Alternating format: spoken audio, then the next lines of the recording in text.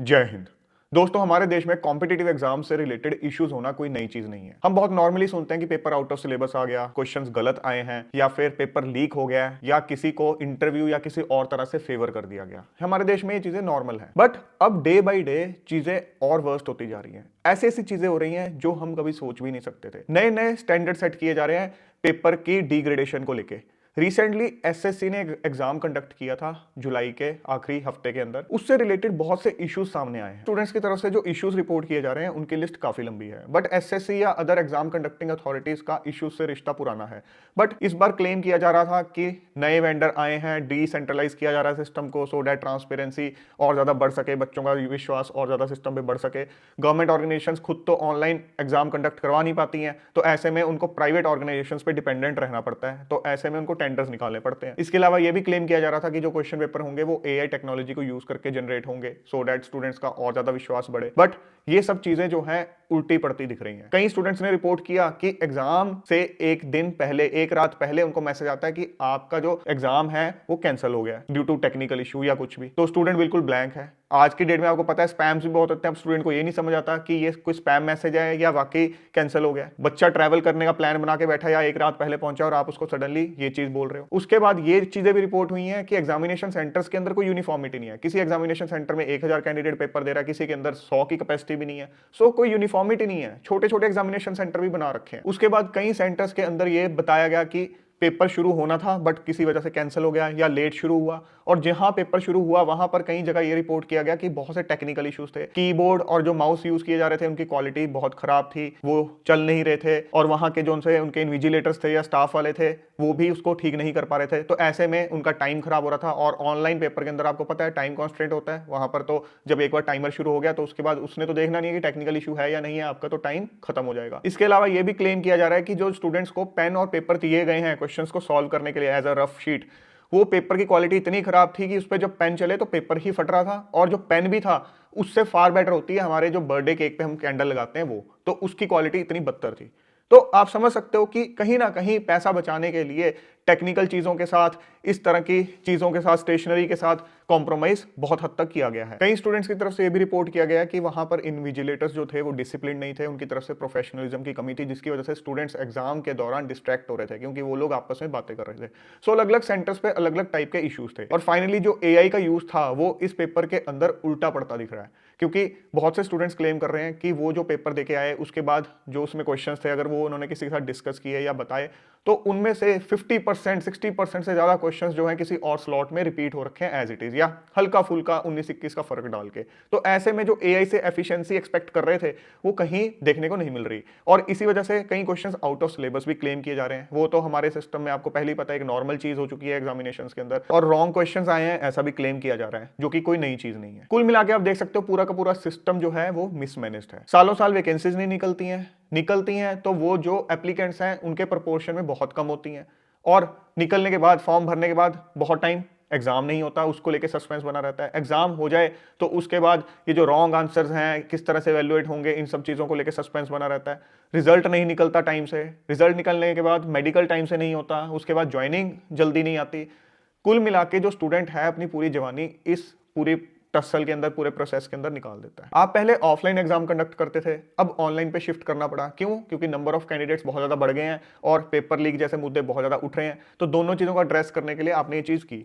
Number of candidates तो बढ़ेंगे ही क्योंकि अनएम्प्लॉयमेंट बहुत ज्यादा है। एक पीएन जैसी पोस्ट के लिए पीएचडी होल्डर्स तक अप्लाई कर रहे हैं। एक एक पोस्ट के लिए हजारों जो कैंडिडेट्स हैं वो लाइनों में लगे हुए हैं। और अगर ट्रांसपेरेंसी का नाम लेके ऑनलाइन प्रोसेस पे शिफ्ट हुए हो कि जो अनऑफिशियली पेपर लीक होता है उसको अवॉइड करने के लिए ऑनलाइन प्रोसेस किया जा रहा है, और एआई जैसे बड़े बड़े वर्ड्स यूज किए जा रहे हैं कि पेपर के अंदर जो क्वेश्चन है वो एआई जनरेट करेगा ऑटोमेटिकली, तो उल्टा अब तो आप ऑफिशियली पेपर लीक कर रहे हो। क्यों? क्योंकि अगर 60-70% क्वेश्चंस रिपीट हो रहे हैं किसी एक स्लॉट से दूसरे स्लॉट में, तो एक तरह से पेपर लीक ही हो रहा है। तो एआई जस्ट बताने के लिए एक बड़ा वर्ड है आपके पास, एआई को ढंग से डेवलप तो करवा लो सो दैट जो चीज आप चाह रहे हो उससे वो चीज इंश्योर तो हो जाए। ऊपर से एग्जामिनेशन सेंटर प्रेफरेंस भी आप सिर्फ फॉर्मेलिटी के लिए भरवा रहे हो। कुछ केसेस में डिफरेंटली एबल्ड स्टूडेंट्स ने भी रिपोर्ट किया कि उनको भी प्रेफर्ड एग्जामिनेशन सेंटर नहीं मिला। तो नॉर्मल स्टूडेंट तो वो चीज एक्सपेक्ट कर ही नहीं सकते हो। आप अगर एक टेंडर प्रोसेस के थ्रू किसी एक ऑर्गेनाइजेशन, प्राइवेट ऑर्गेनाइजेशन को सिलेक्ट कर रहे हो, एक मिनिमम बेंचमार्क तो आप इंश्योर करो क्वालिटी का। अब वो मिनिमम बिड जितनी मर्जी डाल दे, ऐसे में वो जो मिनिमम बिड डाली होगी तो कहीं ना कहीं से तो वो अपना प्रॉफिट निकालने के लिए पूरा करेंगे। उन्होंने वो टेक्निकल चीजों में पूरा कर लेना है कि माउस कीबोर्ड जो टेक्निकल चीजें हैं वो सब स्टैंडर्ड लगा दी, पेपर पेन बिल्कुल उसकी धज्जियां उड़ा के रख दी। कम से कम उसकी तो इज्जत कर लो। ठीक है, प्रोसेस ऑफलाइन से ऑनलाइन चला गया, कम से कम कलम और कागज की तो इज्जत कर लो कि उसकी भी बिल्कुल बेइज्जती कर देनी है। कोई एग्जामिनेशन सेंटर बहुत छोटा है, कोई बहुत बड़ा है, कहीं पर 100 से भी कम कैंडिडेट्स हैं, कहीं पर 1000 से भी ज्यादा है। ऐसी नॉन यूनिफॉर्मिटी क्यों?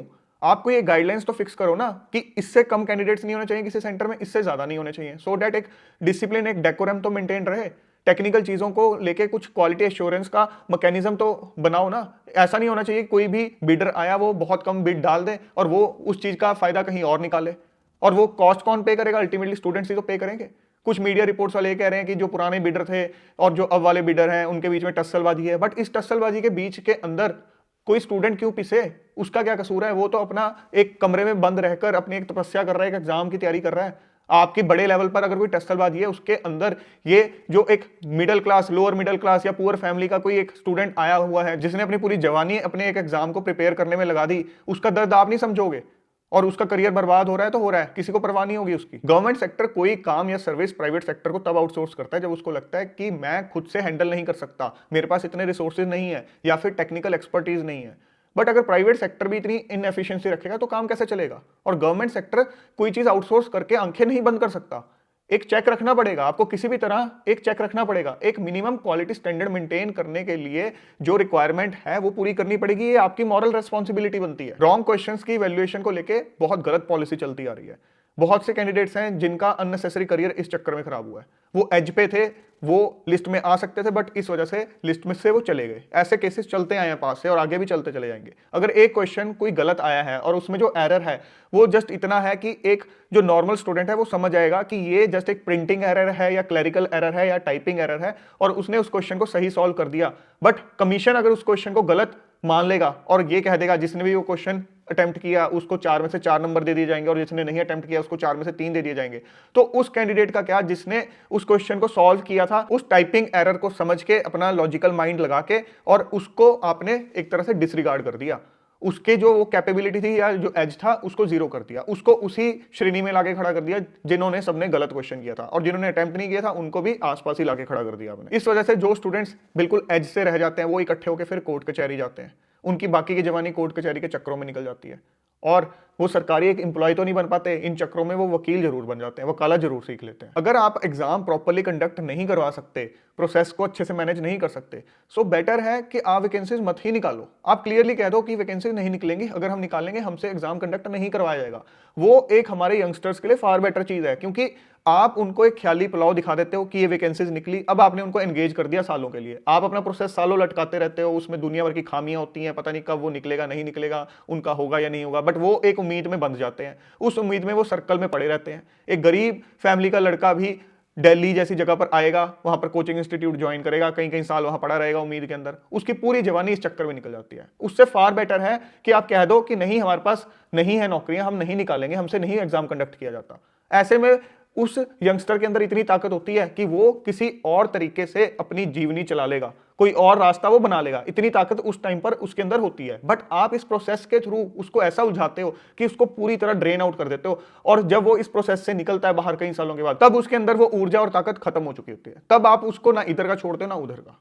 सो ये जो पूरा जो मायाजाल है ना, इसने हमारे बहुत से यंगस्टर्स की जो यंग लाइफ है उसको खत्म करके रख दिया। बहुत से लोग बहुत बार इन चीजों को हाईलाइट कर चुके हैं, बट अभी तक कोई इंप्रूवमेंट देखने को नहीं मिली है, और कहीं ना कहीं जो स्टूडेंट्स हैं उनकी भी अब उम्मीद जो है खत्म होती जा रही है। पहले हम सोचते थे कि सरकारी एग्जाम की जब तैयारी कर रहे हो तो आपके पास प्लान बी होना चाहिए, बट मैं आप सभी स्टूडेंट्स को अब यही सजेस्ट करूंगा कि उधर से आप कोई उम्मीद मत रखो, उधर तो सिस्टम ऐसा ही चल रहा है और सडनली अब कुछ चेंज भी नहीं होने वाला। आप अपना सिस्टम जरूर चेंज कर लो। जिसको आप प्लान ए समझ रहे थे कि सरकारी एक एग्जाम की मैं तैयारी कर रहा हूं, ये मेरा प्लान ए है, नहीं निकला तो मैं प्लान बी पे शिफ्ट करूंगा, आप इस सरकारी एग्जाम को प्लान बी समझ के जिंदगी के अंदर चलोगे तो सही रहोगे। प्लान ए स्टार्टिंग से कुछ और बना के चलो। अगर आप स्टार्टिंग से ही ये प्लान ए बना के चलोगे, आपकी जिंदगी बर्बाद हो जाएगी। आपकी जो यंग लाइफ है, जो ऊर्जा से भरी जिंदगी का आपका फेज है, वो पूरी तरह खत्म हो जाएगा। सो प्लीज चीजों को प्रैक्टिकली समझो, अपनी जिंदगी मत खराब करो, खुद को धोखे में मत रखो, अपनी जवानी के साथ धोखा मत करो, अपने पेरेंट्स फैमिली के साथ धोखा मत करो। प्लान ए जो है कुछ और रखो जिसमें आपको किसी और के हाथों की तरफ ना देखना पड़े, किसी और के ऊपर आपकी लाइफ की डिपेंडेंसी ना हो। 4 पैसे कम कमा लेना, गुजारा कर लेना, पर एक इज्जतदार जिंदगी जियो, अपने पैरों पे खुद खड़े हो। नहीं तो सारी जिंदगी एक्सप्लॉइट होते चले जाओगे। अभी इस तरह से अपनी जवानी एक्सप्लॉइट कर रहे हो, फिर आगे दूसरी तरह से एक्सप्लॉइट करोगे। सो फ्रेंड्स, आज के सेशन के थ्रू मैं आपके कुछ एग्जाम से रिलेटेड इश्यूज को हाईलाइट करना चाहता था, बट अगर हम ये उम्मीद करेंगे कि सडनली कुछ चेंज हो जाएगा तो हम कहीं ना कहीं ख्याली पुलाव वाली जिंदगी में जी रहे हैं। प्रैक्टिकली हमें सोचना पड़ेगा, जो हम खुद में बदलाव कर सकते हैं वो हमारे हाथ में है, दूसरी चीजों में, सिस्टम में बदलाव हमारे हाथ में नहीं है। सो आपको जो मैंने चीज बोली है उस पर ध्यान दो प्लीज, अपनी जिंदगी ब्लाइंडली बर्बाद मत करो।